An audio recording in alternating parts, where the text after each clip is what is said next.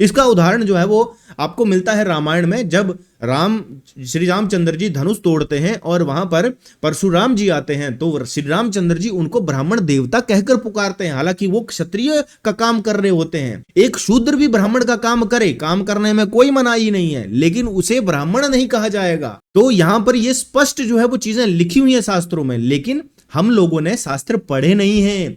हमें वो करना है जो मनमुखी रूप से हमें अच्छा लगता है, हमें वो समझना है जो हम समझना चाहते हैं। हम शास्त्रों की बात को कभी समझना ही नहीं चाहते। तो यहां पर गुण कर्म शब्द क्यों कहा गया है?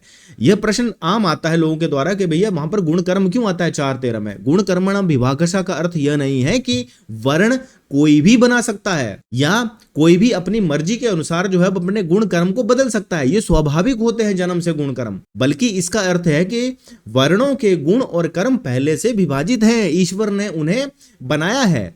जैसे गाय को शाकाहारी बनाया है, सिंह को मांसाहारी बनाया है जन्म से। कर्म से कभी भी कोई भी शेर जो है गाय नहीं बन सकता, और गाय भी कर्म से कभी भी शेर नहीं बन सकती।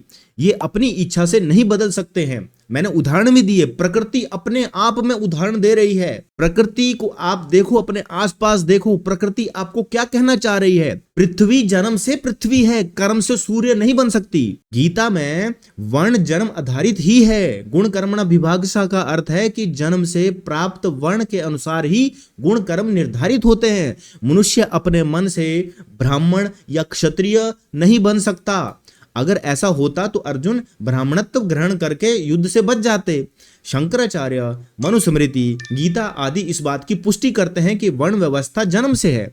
अगर हम इसको कर्म से कर देंगे तो वो एक सही चीज नहीं कही जाएगी। आप ये नहीं कह सकते कि भैया ये ईश्वरकृत चीज है। मनुष्यकृत चीजें जो है वो हमेशा स्टेबल नहीं रहती हैं, ईश्वरकृत चीजें जो हमेशा स्टेबल रहती हैं। ईश्वर ने जो सनातन सिद्धांत हमारा ये कहता है, जैसा कि मैंने एग्जांपल दिया, अपने आसपास देखिए, आपका फोन है, एक मोबाइल फोन है, वो जन्म से मोबाइल है, वो कर्म से जो है ना वो कुछ और नहीं बन जाएगा।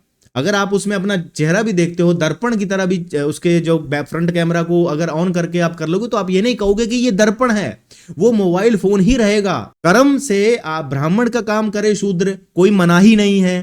कर्म से क्षत्रिय का काम करे शूद्र, कोई मनाही नहीं है, लेकिन उसे कहा शूद्र ही जाएगा, उसे ब्राह्मण नहीं कहा जाएगा। बात को समझिए, शास्त्रों से विरुद्ध बातें करना अगर हम करेंगे तो हम सनातन धर्मी नहीं कहा जाएंगे। फिर सनातन आभास में आप जी रहे हो।